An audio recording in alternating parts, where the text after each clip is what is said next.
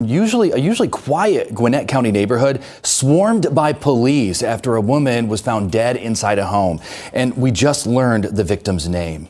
Gwinnett County Police identified her as 44-year-old Sharell Canty, and detectives arrested 48-year-old Stephanie Byram in connection to that case. Byram is now charged with murder.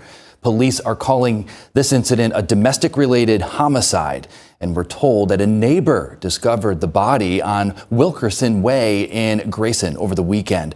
The Atlanta nightclub community is mourning the loss of Sharell Canty. I spoke to one of her close friends and co-workers here at Opium. She tells me Sharell was the owner here and a staple in the city of Atlanta. I mean, she's the owner of one of the hottest clubs in Atlanta, one of the biggest clubs in Atlanta. I mean, that speaks for itself. To have a club that is still standing amongst all the other clubs that unfortunately are not with us no more, for Opium to be here, that means Sharell ran it right. Because this area is so small and so quaint and quiet, so I just couldn't believe that something like this was happening. There is a house on Wilkerson in Grayson, Georgia, and on a Sunday morning, May 24, 2026, a neighbor walked close enough to that house to see something that no person ever wants to see. A body. No sirens yet, no yellow tape yet, just a woman, lying still in a home in one of the quietest neighborhoods in Gwinnett County. That neighbor made a call at 8:42 in the morning. And by the time detectives finished processing that scene, they had a story that ripped through Atlanta's entertainment world like a fault line. 2 gunshot wounds, both to the head. The woman inside that house was Sharell Canty. She was 44 years old. And the person they arrested the very next day was not a stranger. She was someone Sharell had once stood beside and made vows to. Welcome to Red Rage Crime TV on YouTube. And if you're watching on Facebook or Instagram, you're on Red Rage Crime TV right there too. We read every single comment you leave, every theory, every question, every time you share your own story. Keep them coming. You are the reason this channel keeps digging. Now let's talk about who Sharell Canty was before we talk about how she died, because reducing her to a headline would be a disservice to everything she built. If you were anywhere near Atlanta's entertainment scene over the last several years, you knew her name. Sharell Canty was a promoter, a connector, a businesswoman, and by all accounts, a force of nature in a room.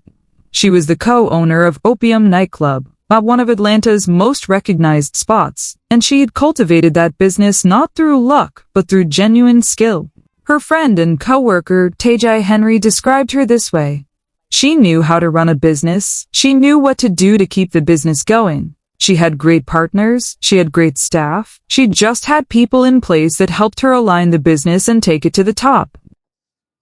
That's not the kind of compliment you hand out easily. That's the kind of thing you say about someone who earned it.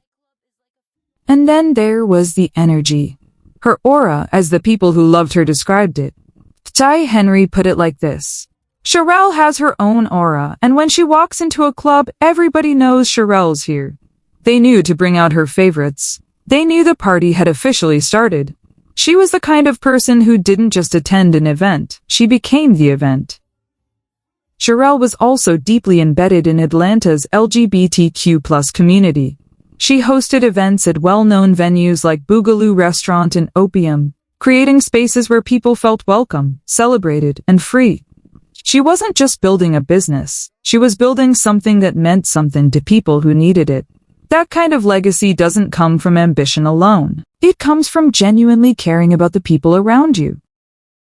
Her cousin, Aletha Hazel Ponner, wrote words after Sharell's death that people are still sitting with. She said, "My precious baby Sharell was killed yesterday. I asked God how. Why?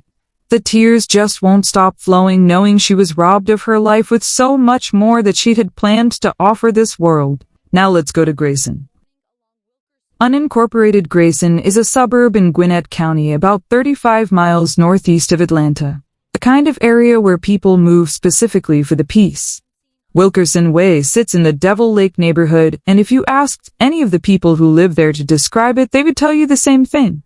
Quiet, small, quaint. One neighbor, Jordan Stallworth, said that when she came home and saw the police cars wrapping around that house, she didn't even believe what she was seeing. All I saw was a bunch of police cars surrounding the area and an ambulance and then yellow tape on the house. I was frightened because I didn't know what was going on. Nothing like this happens in this area. She said she ran straight inside to get her mom. Police tell us that a woman was found shot inside this home here behind me on Sunday morning along Wilkerson Way. Police tell us that one person is in custody. A quiet neighborhood in Grayson turned into an active crime scene on Sunday afternoon. When I got closer, all I saw was a bunch of police cars surrounded the area and an ambulance and then yellow tape on the house. It was really just a crazy situation. I was frightened because I didn't know what was going on. Nothing like this happens in this area. Police say they are investigating a domestic homicide. On Sunday afternoon, we saw investigators taking large bags out of the home. We also saw a white car being towed away from the house. And anybody would be, scared or surprised, by something like that. As police left the scene, we saw a group of people praying outside the home. Neighbors and police say that this is a quiet neighborhood that normally doesn't have any trouble. Generally, our call volume in this area is fairly benign. We really don't have a lot of death calls in this area. It's quiet. It's very, very quiet. Everybody mind their business. They walk their dogs. The kids play. Police say this homicide is an isolated incident. They say right now there is no threat to the public.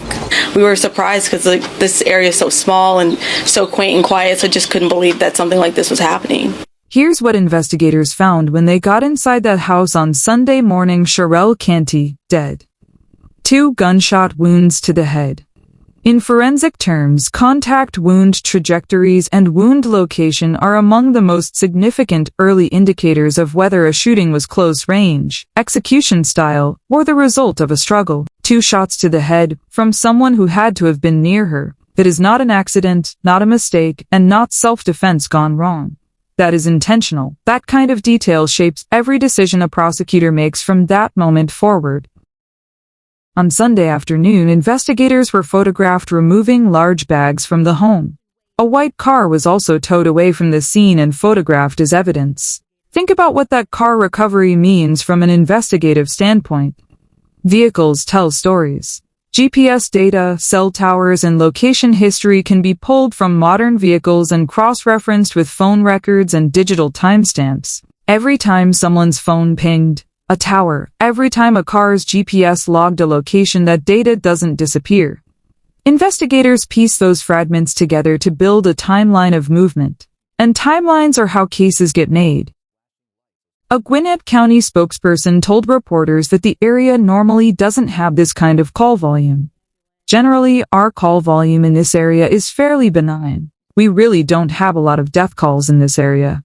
Police confirmed the incident was isolated and there was no ongoing threat to the public, meaning they already knew who they were looking for. By the time Monday rolled around, May 25th, Memorial Day, Gwinnett County detectives had made an arrest. And here is where this case becomes something that goes beyond a crime story. The woman arrested was 48-year-old Stephanie Byram. Stephanie Byram was a licensed real estate agent operating out of Gwinnett County, affiliated with ERA Sunrise Realty and the Siobhan Philpott Realty Group. On her professional profile, she had described herself as one of Georgia's premier real estate consultants, someone dedicated to working tirelessly for her clients. She was, by all external appearances, a professional. She was also Sharell Canty's ex-wife. Gwinnett County Police confirmed the two had previously been in a relationship. They were married. At some point, that marriage ended in divorce, but clearly something between them had not ended. Because on the morning of May 24th, Stephanie Byram was in that house on Wilkerson Way, and Sharell Canty never walked out of it. New this afternoon, we just got the mug shot for a homicide suspect in unincorporated Grayson. Take a look. 48-year-old Stephanie Byram is charged with malice murder, felony murder, and aggravated assault. Gwinnett County Police say they were called out to a home on Wilkerson Way Sunday after concerned neighbors reached out. They found 44-year-old Sharell Canty dead inside the home. Police haven't released a motive, but say it appears to be domestic, meaning the victim and the suspect knew each other. Now let that settle for a second. This is the part of domestic violence cases that never gets enough discussion. It doesn't always look like what people expect. It doesn't always happen in a struggling household or a visibly troubled situation.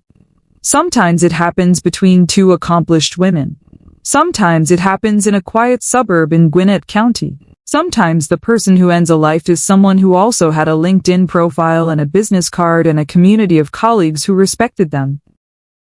The charges brought against Stephanie Byram were serious malice murder, felony murder, aggravated assault, and possession of a firearm during the commission of a felony. In Georgia, malice murder is the highest degree of homicide.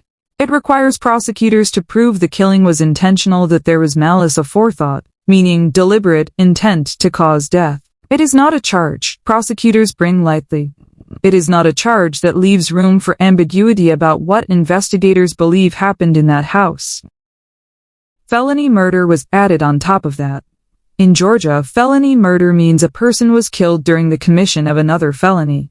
In this case, the unlawful use of a firearm. These are two separate murder charges stacked against one person. And the aggravated assault charge speaks to the nature of the attack itself, a deliberate, violent act, carried out with a deadly weapon. Detectives say 48-year-old Stephanie Byram pulled the trigger, charging her with malice murder, felony murder, aggravated assault, and possession of a firearm during the commission of a felony. In arrest warrants, investigators say Byram shot Canty twice in the head. As of this time, Stephanie Byram remains in Gwinnett County custody. Police have not publicly revealed a motive. They have not disclosed the full nature of the relationship at the time of the killing, whether there was a documented history of violence between them, or what specifically unfolded inside that house on Wilkerson Way. Those details are still locked inside an active investigation.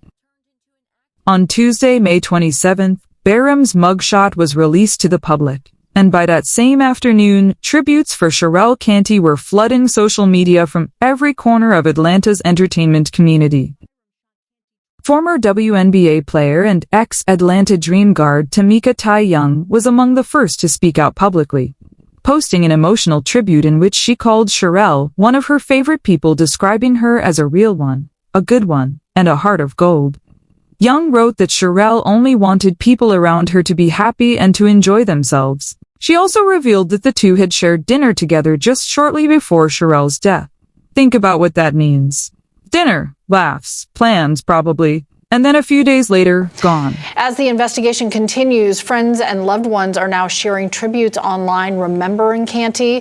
WNBA veteran and former Atlanta Dream player Tamika Ty Young is among those speaking out in remembrance. Young took to Facebook calling Canty, quote, "one of my favorite people." She goes on to write, quote, "You were a real one, a good one, a heart of gold. You wanted people to be happy and enjoy themselves."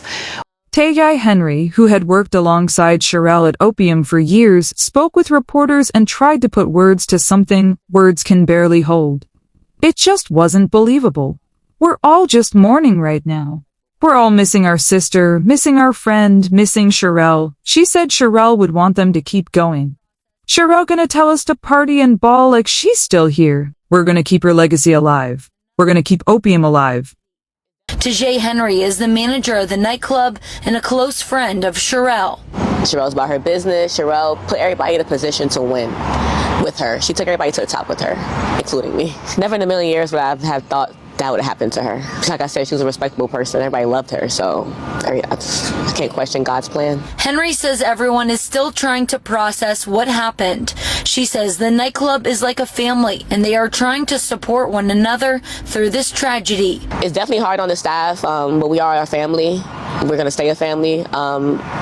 Kevin, the other owner, he's very supportive. He helps us. He texts us every day to make sure that we're doing okay, if we need anything. She says they will try to make Sharell proud and keep her memory alive. We're going to keep her legacy alive. That's all we have. That's all we have to do. Just keep the legacy going, keep Opium going, and make her proud from the skies. If Sharell was here, she would want us to continue. She would want us to continue the legacy. She would want us to continue with Opium. That was her baby. Other people who had worked with Sharell or simply known her in Atlanta's scene described her as a staple, a big sister figure. Someone who made people feel like they belonged wherever she was. One person wrote that she was definitely more than just a promoter, that her energy was unlike anything they had encountered in this industry.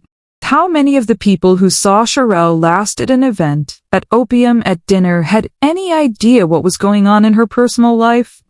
How many people who knew Stephanie Byram professionally had any indication that something like this was possible? Because that is the nature of private violence. It does not announce itself. It does not leave visible bruises every time. It hides in plain sight behind successful careers and respectable addresses. And by the time the outside world finds out, it is already too late. Sharell Canty was 44 years old. She had built a real business. She had a community of people who genuinely loved her. She had plans. Her cousin said she had so much more left to offer this world. That is not grief speaking in exaggeration. That is the truth of who Sharell was and what was taken from the world when she died on a Sunday morning on Wilkerson Way in Grayson, Georgia. Stephanie Byram is currently awaiting the legal process. Gwinnett County detectives are continuing their investigation. The evidence, the physical scene, the ballistic recovery, the digital footprint of two people whose lives were intertwined, the white car, the timeline, all of it is being built into a case that will eventually be presented before a court.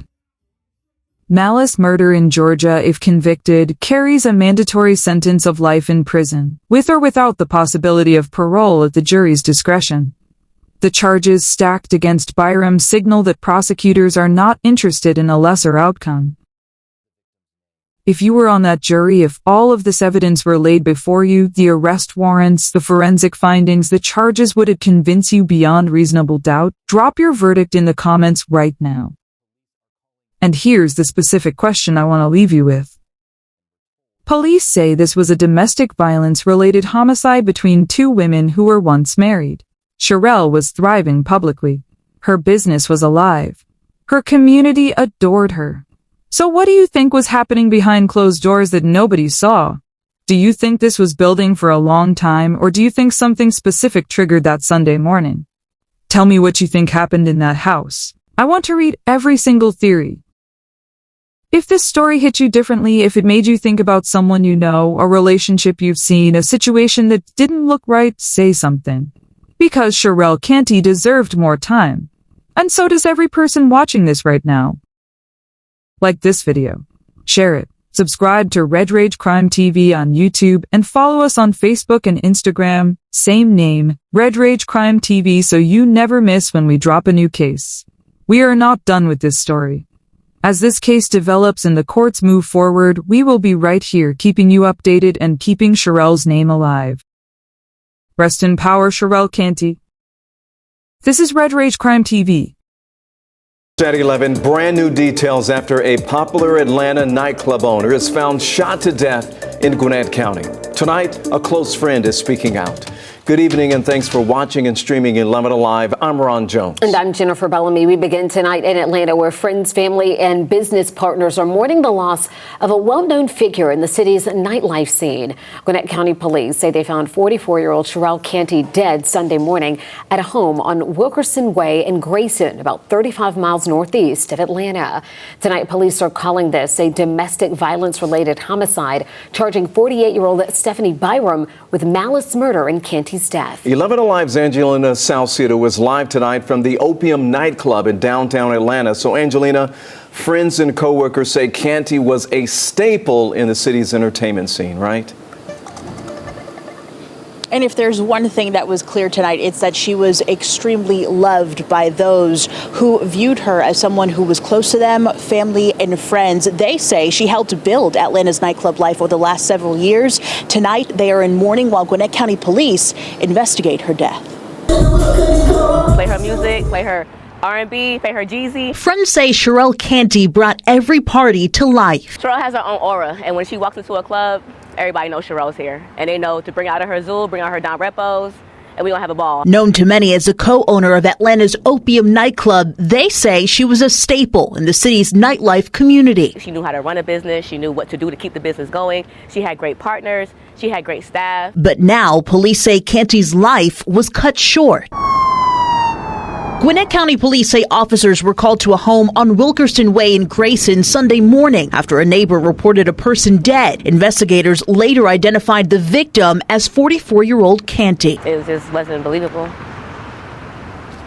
Hard. Detectives say 48-year-old Stephanie Byram pulled the trigger, charging her with malice murder, felony murder, aggravated assault, and possession of a firearm during the commission of a felony. In arrest warrants, investigators say Byram shot Canty twice in the head. We're all just mourning right now. We're all missing our sister, missing our friend, missing Sharell. Tajay Henry says she worked alongside Canty at Opium for years. For Opium to be here, that means Sharell ran it right. She just had people in the place that helped her align the business and take it to the top. As friends try to process her death, they say her legacy within Atlanta's nightlife scene won't be forgotten. Sharell gonna tell us to party and ball like she's still here. We're gonna keep her legacy alive. We're gonna keep Opium alive. Keeping Opium alive was the main takeaway from her and, of course, her family and friends as well. Now, Gwinnett County Police do say that this was an isolated incident. There is no threat to the public tonight. The woman that they say is responsible is still being held in the Gwinnett County Jail tonight. We're live in Atlanta outside Opium. Angelina Salcido, 11 Alive News.